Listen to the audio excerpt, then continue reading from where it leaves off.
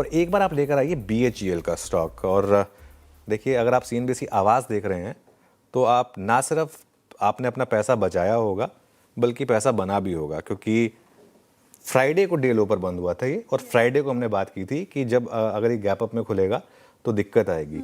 और डे लो पर भी बंद होने के बाद भी मतलब आई डोंट नो, मतलब कुछ लोगों को लग रहा था कि वो रिकवरी के साथ बंद हुआ है, पता नहीं वो कौन सा अरिथमेटिक देख रहे थे, लेकिन फ्राइडे को डे लो पर बंद हुआ और आज 4% के गैप अप के साथ बंद हुआ। और अगर आप फ्राइडे के उस गैप अप में फंस गए हैं तो आप लंबा फंसे, मान के चलिएगा इस चीज़ को, और आज फिर से ये स्टॉक करीब करीब 4% नीचे आपको ट्रेड करता हुआ दिखाई देगा। लेकिन वीरो बताइए, F&O में आपने क्या इंटरेस्टिंग पिक किया? ये तो खैर BHEL बहुत क्लियर था वीरो, और मेरी कितनी बार बात हुई थी इस चीज़ को समझने की। और अगर क्योंकि देखिए वीरो, और मैंने वो फेस देखा है जब 2007-8 में BHEL की डी रेटिंग शुरू हुई थी, वो एग्जैक्टली इसी ट्रिगर पर शुरू हुई थी। और यही कारण है कि हमने एक बात भी की थी कि BHEL को भले ही ऑर्डर मिला है और भले ही इसके नंबर्स अच्छे आएंगे, लेकिन अगर ये चाइना वाली न्यूज़ का खंडन नहीं हुआ तो ये BHEL के लिए बहुत बड़ा नेगेटिव है।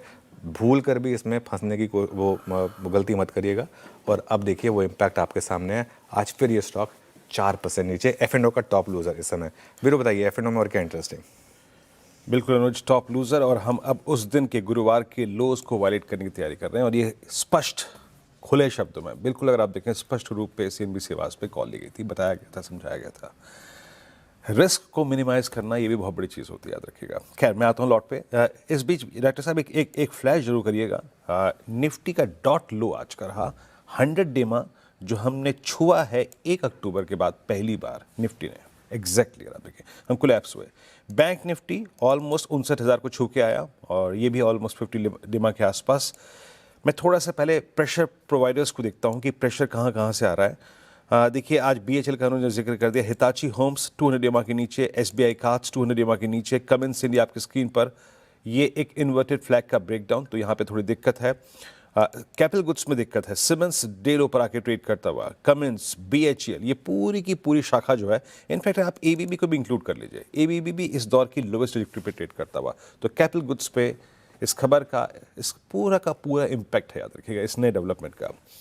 फिर आते हैं और कौन सी, इवन आप L&T को देखिए, L&T इज फर्स्ट टाइम, पहली बार सितंबर के बाद अपने 50 डेमा को तोड़ता हुआ। तो एक ब्रांच पूरी कंप्लीट कोलैप्स होती हुई थोड़ी कैपिटल गुड्स की। अब थोड़े से स्ट्रेंथ वाले स्टॉक्स को लेके आता हूँ। देखिए स्ट्रेंथ में जो है ना, वो बहुत कोई स्ट्रॉन्ग नाम नहीं है। Look at top gainer, premier, उसके बाद वारी एनर्जी, और उसके बाद मतलब 2 स्टॉक्स वो कौन से थे जो सबसे वीक है, सबसे बड़ी शॉर्टिंग थी इस महीने ही सीरीज में डेरिवेटिव्स में आए हैं। यहाँ पे पुल बैक है। बाकी मरणपुरम में शुक्रवार के कोलैप्स के बाद स्लाइट पुल बैक। मुथूट आपकी स्क्रीन पे आएगा, मुथूट स्ट्रॉन्ग है, इसमें कोई राय नहीं, अभी भी स्ट्रॉन्ग। बाकी अगर आप देखें तो मेटल्स में वेदांता करीब 1.25% ऊपर, खुला स्ट्रॉन्ग लेकिन बैकफुट पे आ गया। और MCX पे थोड़ी स्ट्रेंथ है। UPL ने एक अटेम्प्ट लिया अपने शुक्रवार के प्राइस बिहेवियर को भुलवाने की, लेकिन सस्टेन नहीं कर पाया हाई लेवल्स पे। ये देखिए UPL आपकी स्क्रीन पे आएगा, ये देखिए 792 के अगेंस्ट 779। तो कन्विक्शन की कमी, लैक ऑफ कन्विक्शन। और अनुज, अब हम 600 को तोड़ते हुए, 100 डेमा को तोड़ते हुए, और बैंक निफ्टी 59,000 पे, तो प्रेशर हायर लेवल्स पे क्लियरली विजिबल है अनुज। बिल्कुल प्रेशर क्लियरली विजिबल है मार्केट में। और इस समय देखिए मार्केट सिर्फ जस्ट बिकॉज आप पेन में हैं इसके लिए आपको रिलीफ नहीं देगा। लेकिन एक चीज़ देखिए, इस मार्केट में भी मैं आपको 3-4 स्टॉक दिखाता हूँ। BSE डे हाई पर है, BSE लेकर आइए। Signature Hindustan zinc day high पर है, इसकी बात हमने की थी।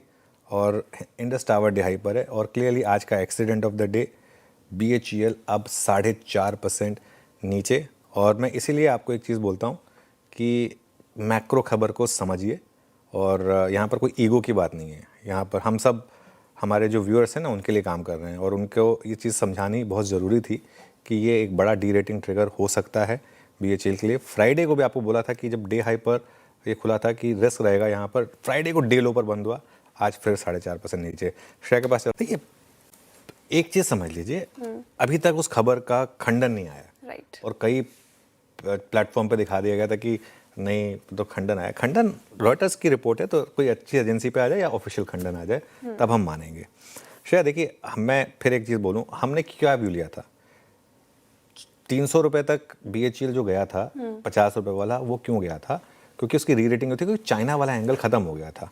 और अगर ये वाला एंगल था तो साफ ये कहा था कि डी रेटिंग होगी। दूसरी बात, फ्राइडे को गैप अप पर लेने से हमने मना किया था। और एक ये बात कही थी आपको कि इनफैक्ट अगर उस दिन का गैप अप फेल हुआ तो ये बहुत बड़ा नेगेटिव होगा। वो अपने आप में आपके लिए एक सेल का एक मतलब हिंट था वहाँ पर। फ्राइडे को हम डे लो पर बंद हुए हैं। फ्राइडे को मैं उस दिन वीडियो से ही बात कर रहा था कि देखिए फ्राइडे को हम डे लो पर बंद हुए हैं और आज भी देखिए आप इस तरीके की अब डी रेटिंग आ रही है। अब या तो इसमें क्लैरिटी आ जाए, है ना। अब देखिए जिन्होंने शॉर्ट किया है उन्होंने 3 दिन में मोटा पैसा बनाया है, हो सकता है वो बीच में थोड़ी प्रॉफिट बुकिंग कर लें, वो अलग बात है।